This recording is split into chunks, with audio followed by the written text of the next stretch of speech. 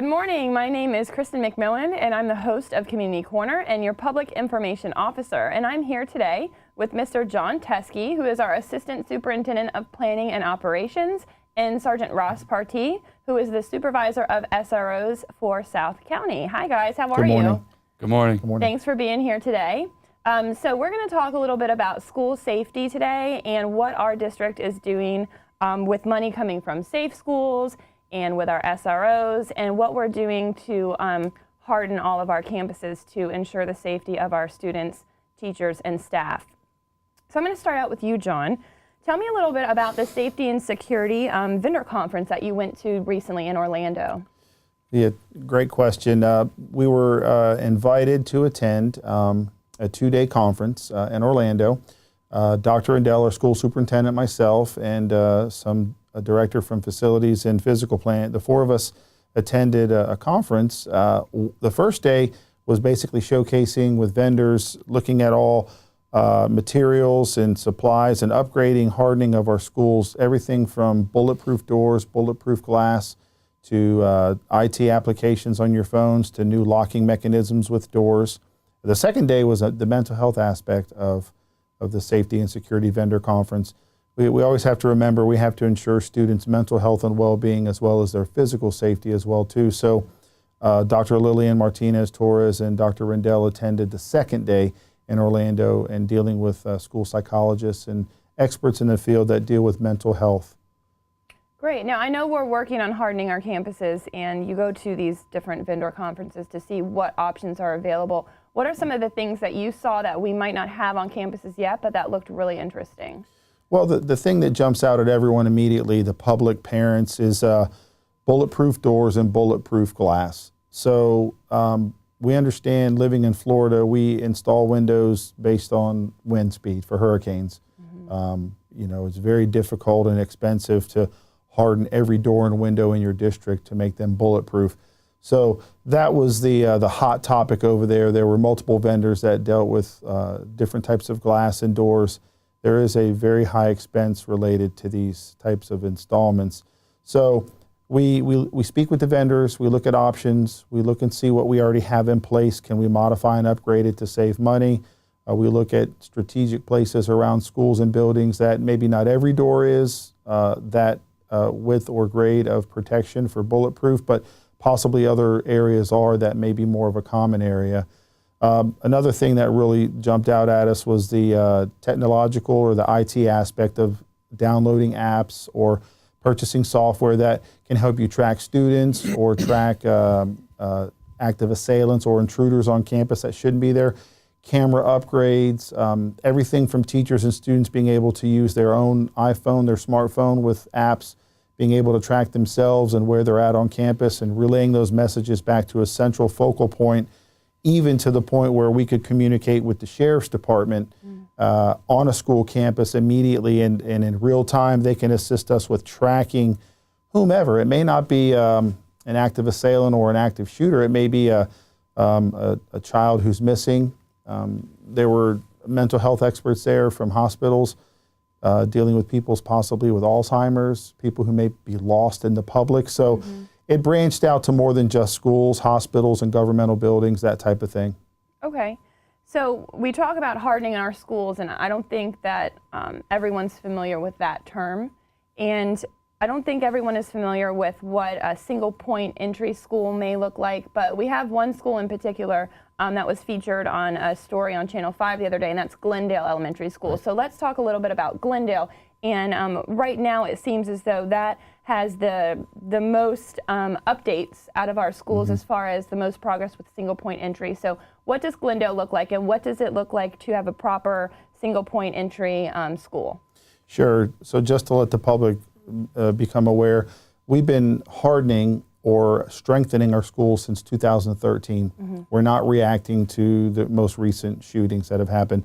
We've been aware of this initiative for many years now. A single point of entry is just basically you want to channel and focus any visitors, students, parents, or anyone coming from off campus into one central area to monitor and track them, to be able to check their ID, to question them, to ID them properly. You want to close your perimeter of your school with gates and fences, cover those other areas with cameras, and force people and visitors to come in through the front office. Glendale's received a buzzer monitor system where the school secretary or the administrative assistant can actually visually see someone there. They can speak into an audio box. They can identify themselves. Then a buzzer would be sounded. We have the entire area covered with cameras for IT. All of our schools are using the Raptor system where we're scanning and checking driver's licenses to check for any background information that we need to be aware of to let them in. Gates and fences are only accessed by staff, so students and parents can't come and go as they please throughout the perimeter of the campus. Some schools we've realigned parking lots, we've realigned gates within the parking lots, channeled cars into certain areas where we feel they need to be monitored.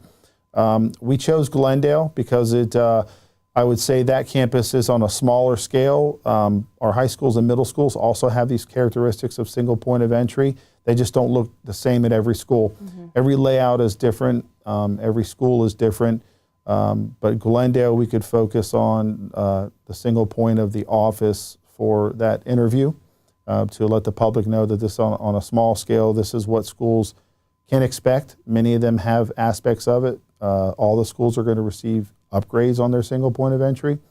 We don't advertise and publicize everything that we're doing at every school for the security aspect of single point of entry.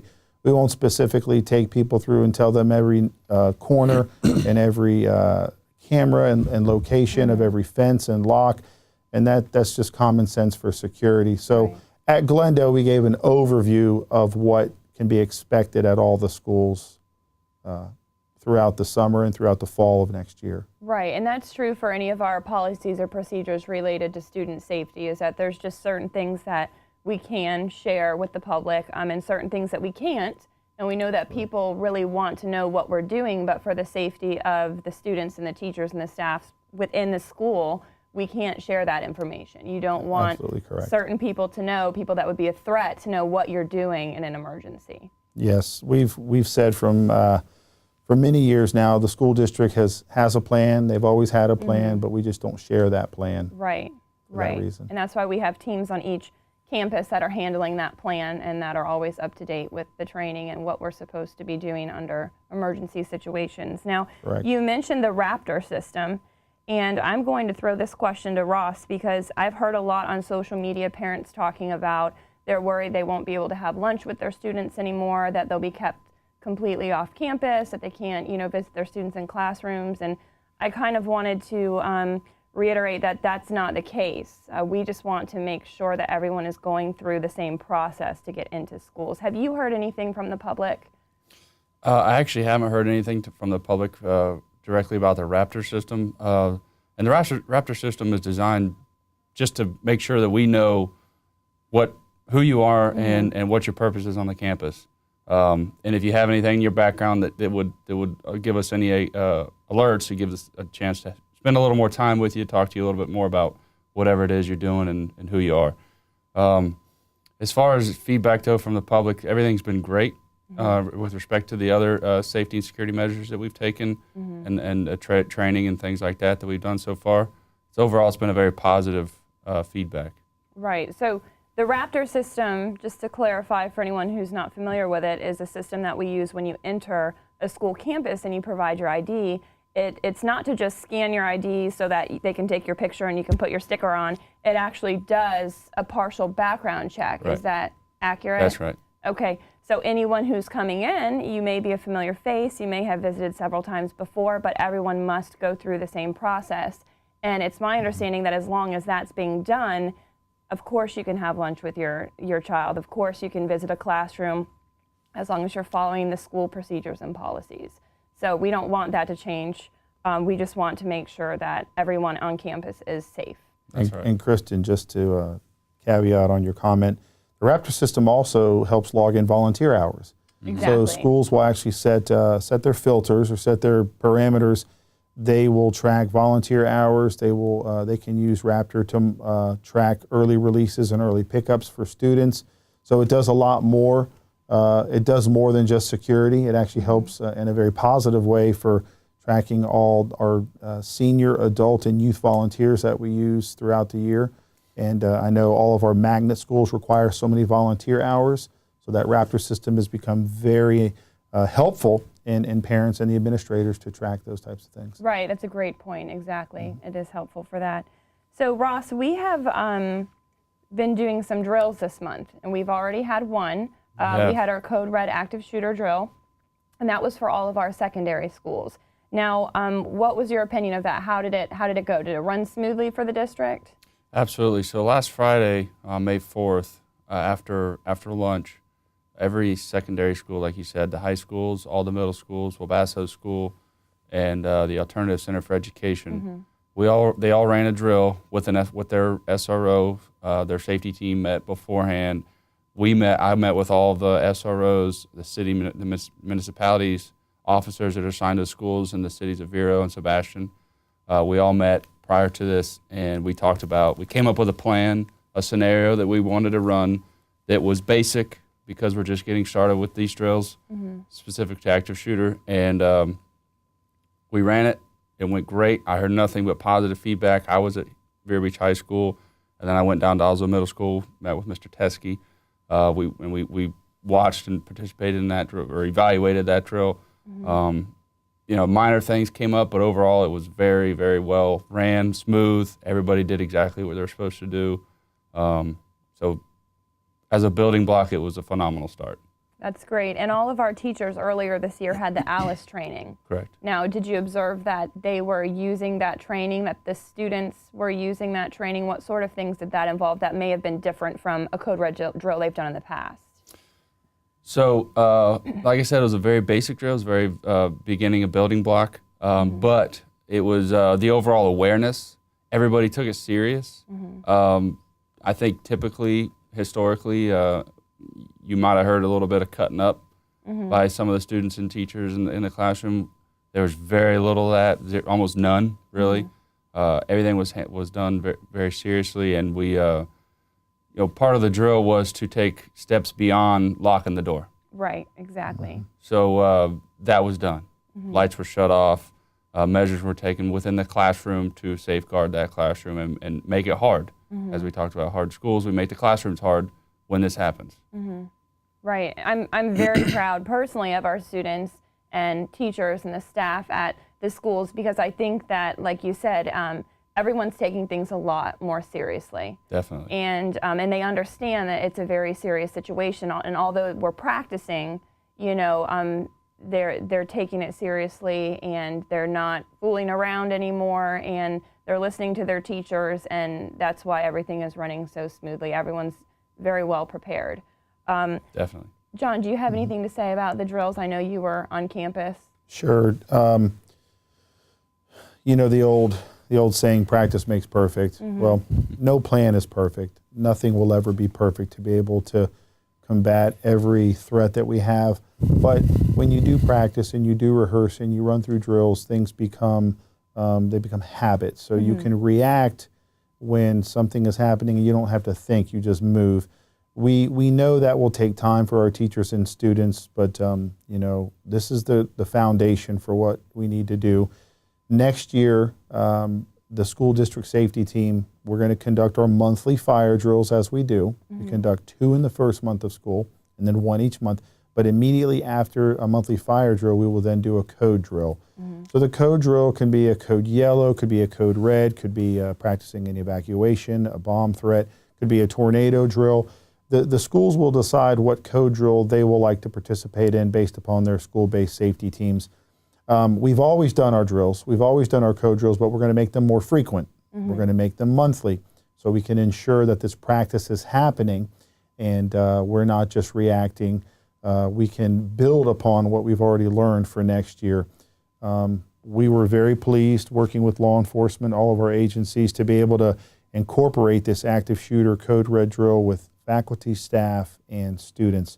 So that's a big operation. That's a large-scale drill that we did last week. Elementary schools will be receiving it next week. They will be conducting their active shooter code red drill. So, of course, we have more elementary schools. So we'll have more students involved, and I know you've been very proactive in sending out the school messengers to let parents know, Right. reminding them again that we'll be doing this. So we are going to move into the summer feeling positive that we have put parameters in place and revisited doctrine and updated training, and to be able to plan all summer long with law enforcement to start 2018-19 off very positive. Great.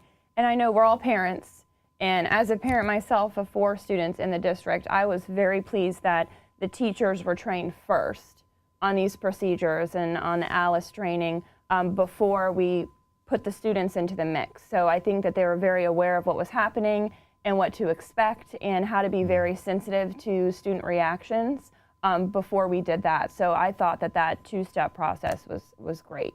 So. Thank you. Definitely. We worked with law enforcement. We have a great partnership together.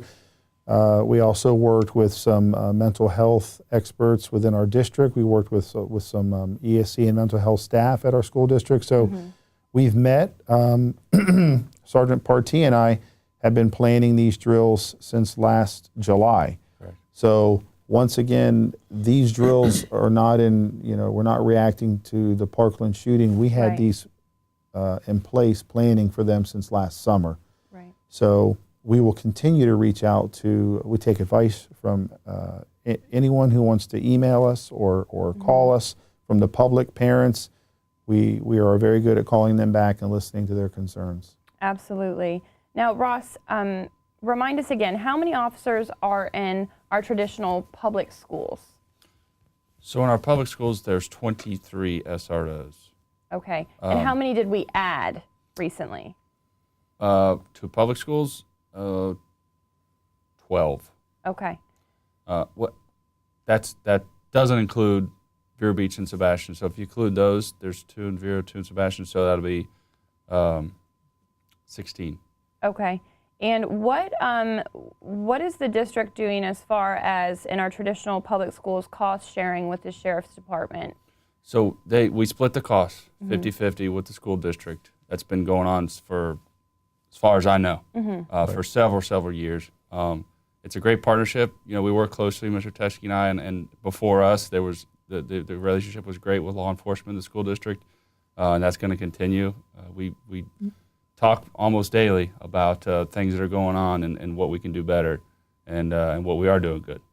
And I know this has really been a team effort between the school district and the sheriff's department, Vero Beach PD, Fellsmere, Sebastian PD. Now, what are you guys doing on law enforcement side? How are you guys collaborating to kind of make all this happen?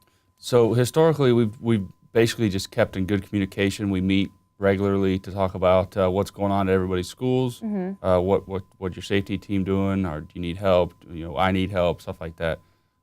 Moving forward, I think we're looking at this. The agencies are looking at a mutual aid agreement, multi-agency agreement, to where we'll all work under a unified command. Okay. It'll be next year. This should be with counting all the schools, including private and charter, to be close to 30 SROs in the Indian River County. Okay. So it's going to be a big number next year. That's great. John, did you have something to say about that? I just wanted to just reiterate that Dr. Rendell and our school board and Sheriff Lohr and the undersheriff and Major Flowers, we've had several meetings all the way up to the county level, working as a partnership together to do what's best for the students, public and private, of Indian River County. And I can't say that's been the case in every county in the state.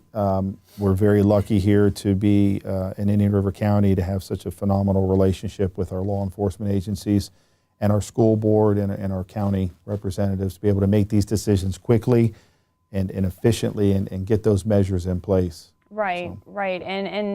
And I love the relationship that we have with law enforcement, and not everyone is aware of that, I don't think. But and it's gotten even stronger recently, I think, this year. But I feel very comfortable knowing that, everyone's just a phone call away, and you can pick up the phone and check on a situation and be reassured that everything's being taken care of, and it just feels really good. It does. To be able to do that. So thank you to all of our law enforcement officers in this county and Sebastian and Fellsmere that are helping us out.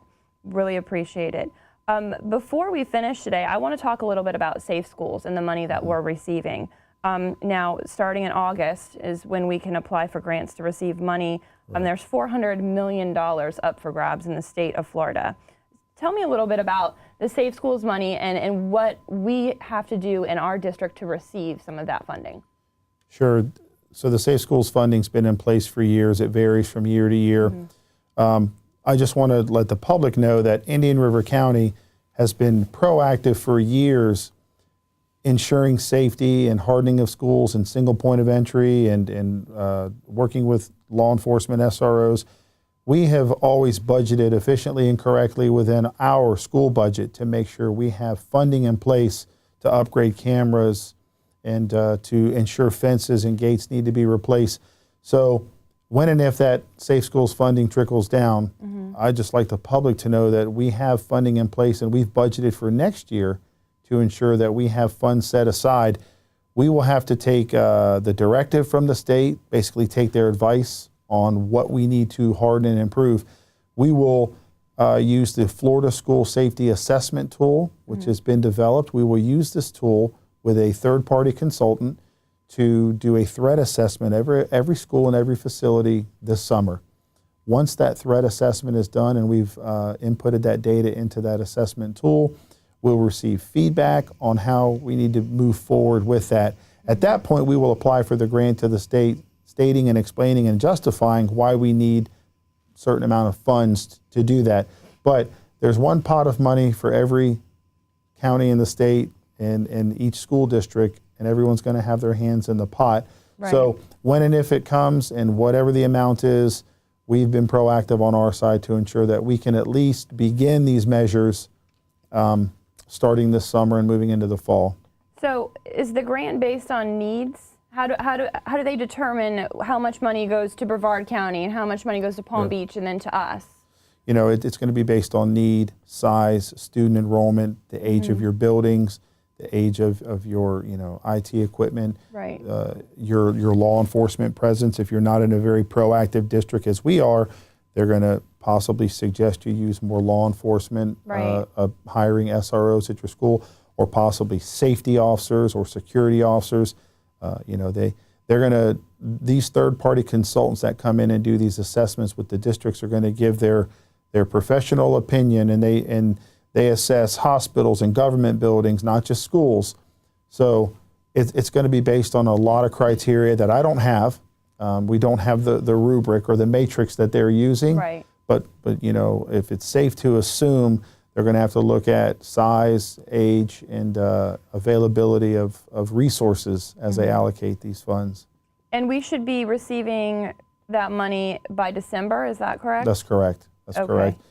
So, the public or parents would say, well, we can't wait till December until we actually get funds. Right. So once again, you'll see construction going on at schools. You'll see single point of entries beginning and upgrading in Right. Indian River County. As we wait for those funds to come in, you'll see IT working with their budget to ensure updated cameras are on each campus. You'll see facilities adjusting their budgets to ensure upgraded fences and gates are being placed at schools. You'll see every department working within their budget to ensure safety is the priority. Right. Now, this is a process. This is not something that happens overnight. And as much as we want it to happen overnight, and as much as parents, you think that your child's school should be the one that is being hardened immediately, that's not necessarily how it works in reality. So Correct. what I want the public to understand is the process that we have to go through in order to make these things happen. Tell us about that. That is correct. So we are working under a threat assessment that we conducted in 2013. We worked internally back in 2013 and received a threat assessment report of every school and facility. We've been working off of that report up to Parkland. So you can't just start building or demolishing something on a school campus. It requires board approval. It requires budgeting within your 5-year plan. It requires stakeholders' input, the community, the school board, law enforcement. And then from there, you have to bid things out properly. You have to work with your purchasing department. From there, you have to have architectural designs. Then you have to adjust school schedules to make sure you're not interfering, Right. all the way up to when you actually start brick and mortar. There's a process to everything, and we are not allowed, nor would we be permitted to just start things on our own. Right. What we can do is start in being proactive in areas we are allowed to move on. We can add cameras, we can add fences, we can upgrade locks, we can rearrange the structure of an office, we can reposition employees, we can work with law enforcement and add more resource officers. Those things that don't require that timeline, we are doing that now, and we will continue to do that through the summer. Right. But I would just encourage the public, if they have a specific question about their child's school, reach out to myself or my Director of Facilities or Maintenance or Sergeant Partee, and we will speak with you individually on that school, because we're not going to make public everything we're doing at that school Right. for that security plan. Exactly. But we can give an overview of what to expect. Okay. So everything that we can do immediately, we are doing now. Yes. So just Yes. so everyone understands that and can be comforted by that fact, we are taking care of exactly what we can take care of, Correct. and moving very quickly, even though we have Yes. to wait on certain things. So just a reminder, our next Code Red active shooter drill is May 16th, For and that elementary. is for elementary schools. There will be a school messenger call going out district-wide on Monday. So just to be prepared for that. And again, if you have any questions, please contact someone at the district office, contact your child's school, contact your child's resource officer. They'd be more than happy to explain to you what they can about the drill or any concerns that you have. Does anyone have anything to add before we finish up today? No. All Thank you right. for having me. All Yes. right, thank you so much for being here, gentlemen. I know it helps the community hearing someone talk about school safety that's aware of what's going on in our district. So thank you for being here and clarifying several things for us today. And thank you for watching Community Corner. Again, I'm your host, Cristen McMillan, and I hope everyone has a wonderful day. Thank you.